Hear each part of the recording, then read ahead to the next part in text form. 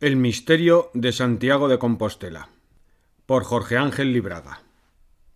Leyenda o historia, el Camino de Santiago abrió las puertas de la España mística a los caminos de Europa.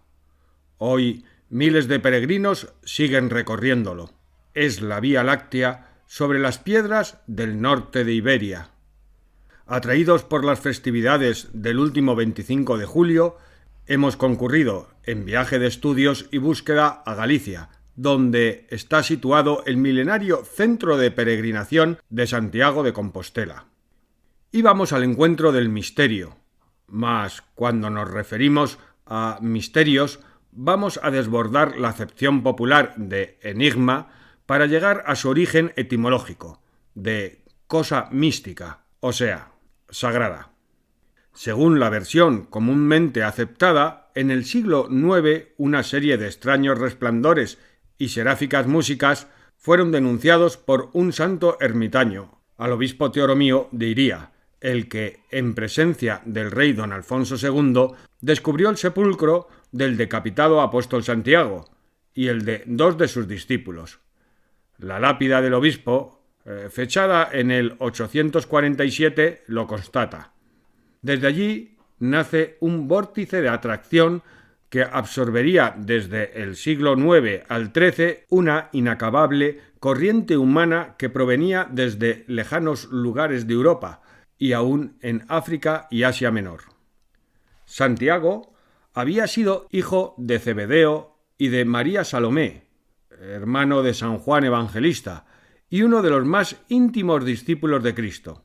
La mitología quiere que fuese decapitado por orden de Herodes Agripa durante el reinado de Tiberio. ¿Cómo llegó el cadáver de Santiago desde la entonces remota Palestina hasta Galicia? No lo sabemos. La leyenda local dice que sus discípulos, en el siglo I, colocaron su cuerpo decapitado en una barca sin timón para que a la deriva fuese, y que esa navecilla llegó a la ría de Finisterre, donde cristianos primitivos la ocultaron piadosamente en el Monte Santo o en ese bosquecillo sagrado. ¿Por qué allí? Pues porque al no saber esos cristianos españoles dónde ocultarlo, pusieron su cadáver incorrupto sobre un carro de bueyes, y donde éstos se detuvieron, considerándolo voluntad de Dios, lo enterraron.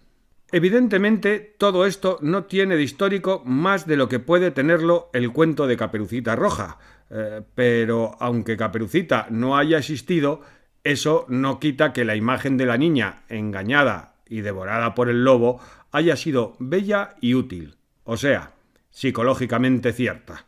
Y ultérrimamente los hombres nos manejamos por mitos, o sea, por realidades psicológicas que pueden tener o no algún contenido concreto. Así, en nada desmerece al mito de Santiago el Mayor, ni merma su extraordinario valor místico la contradicción histórica. Los miles de peregrinos que creyeron esta versión, al creerla y revivirla en su peregrinación, crecieron espiritualmente. Y lo que importa es que el hombre crezca espiritualmente. Todo lo demás es vana ilusión, pasajera y estéril. Así, adentrémonos un poco en este mito con el espíritu del hombre nuevo y dejemos a los desmitificantes la sonrisa sarcástica que muestra los dientes del lobo. Nosotros preferimos la tierna imagen de Caperucita Roja. Antecedentes del Camino de Santiago. Desde las investigaciones geniales hechas por aquel gran filósofo, científico y esoterista español Mario Roso de Luna, que en plena juventud era ya caballero de la Real Orden de Carlos III y de la de Isabel la Católica, hasta las actuales y muy valoradas de Louis Champetier, se ha destacado que la peregrinación cristiana no fue original, sino que retomó en gran parte sobre las mismas calzadas romanas un camino sagrado o espiral iniciática mucho más antigua. Hay pruebas históricas de que los celtas, bajo la dirección de sus sacerdotes druidas, ya promovían marcas de peregrinos sobre el lugar donde actualmente está emplazada Santiago de Compostela. Y aunque ellos mismos no hacían otra cosa que reactualizar marcas rituales ligures, emparentadas a cavernas y dólmenes. Es probado que los romanos tenían esos parajes por sagrados, pues las excavaciones hechas bajo la actual catedral revelaron restos de un templo romano dedicado a los dioses, con aras a Júpiter. Con la caída del imperio, las invasiones bárbaras despoblaron en parte Galicia y Asturias, cerrándose vías de comunicación y saqueándose las ciudades. Es a partir del siglo VIII cuando se vuelven a encontrar testimonios arqueológicos de seres civilizados. Pero si la continuidad física fue interrumpida, es evidente que la tradicional y religiosa perduró, y bajo la protección invocada de Carlomagno, que por otra parte jamás viajó a Santiago de Compostela, se renuevan las marcas cambiándoles el aspecto exterior, ahora bajo formas cristianas. De allí, para lograrlo, se tuvo que hacer venir el cadáver descabezado del apóstol desde tan lejanas tierras 8 siglos después. Era imprescindible para entroncar la vieja tradición y permitir su resurrección, y que el mismo apóstol se les apareciese como matamoros en las luchas contra el mundo musulmán, como lo afirma en su época cientos de soldados cristianos. De tal manera, la asimilación del viejo Santiago está dada con el nuevo Santiago, unido a las preferencias de la Baja Edad Media. El camino celeste y el camino terrestre. Existe un camino en el cielo que es el sector visible de la galaxia en espiral a la que pertenece nuestro sistema solar. Es la Vía Láctea, emparentada desde siempre con la Virgen Cósmica. La religión de los helenos la tenía por originada en los mismos pechos de Hera, apretados en exceso por el niño Hércules. La encabezaba la estrella del Can Mayor. El camino de Santiago, encuadrado de este a oeste, entre los paralelos 43 y 42,30, reproduce la Vía Láctea. Sus santuarios, desde Francia, están dedicados a la Virgen y al Niño. La imagen del peregrino es la de un hombre con un bastón o garrote en la mano, una calabaza para portar agua y que hace marchar por delante precisamente un perro. Porta además, y como carácter muy distintivo, la concha. Exotéricamente se atribuye esto a que el barquito del apóstol las tenía adheridas, pero como la bivalva no puede adherirse a navío alguno, es obvio que su significado es otro. La concha bivalva era utilizada como sonaja desde los misterios de Afrodita Urania, la Virgen Celeste, y a su choque, a la manera de las actuales castañuelas, se le daba un ritmo monótono y mantrámico. Este símbolo se emparentó con el de la irradiante concha del cielo, y aun con la marca que la oca o ganso deja en las arenas, siendo este animal considerado sagrado por los protohistóricos gallegos, y figura de una manera u otra, incluso bajo la forma del milenario juego de la oca, o damero templario, en toda la ruta sagrada que se extiende, es hora que lo digamos, desde la misma París y Chartres.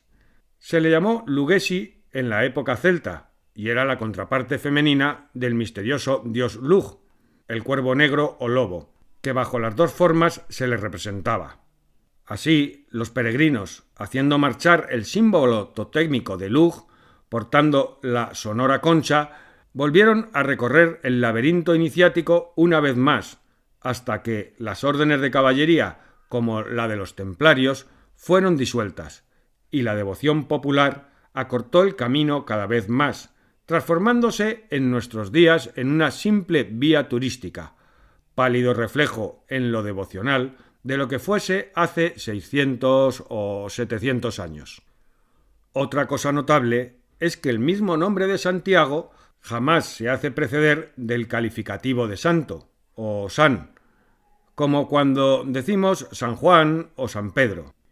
Es que Santiago de Compostela es una abreviatura, lo aseguran los filólogos, de Saint Lago del Campo Estelar, lo que confirmaría, de ser cierto, su carácter de emblema cósmico o iniciático. De paso por Asturias.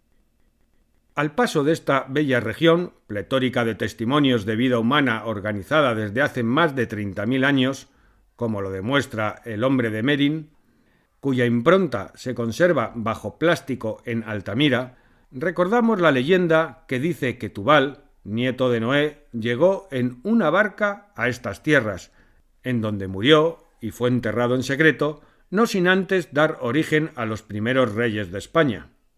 ¿Existirán conexiones simbólicas entre este atlante rey Tubal, que iba precedido por una estrella, y el durmiente Santiago, cuya tumba estaba, también según la tradición, marcada por una estrella? No podríamos afirmarlo, aunque tampoco nadie tendría argumentos concretos para negarlo. Lo que sí es obviamente cierto es que en estas regiones de Galicia y Asturias existió desde el más remoto pasado un ancestro místico fervoroso que ha dado a sus gentes esa tremenda fuerza espiritual que aún hoy nos sobrecoge. Artículo publicado en la revista Nueva Acrópolis número 8, en Madrid, agosto de 1974.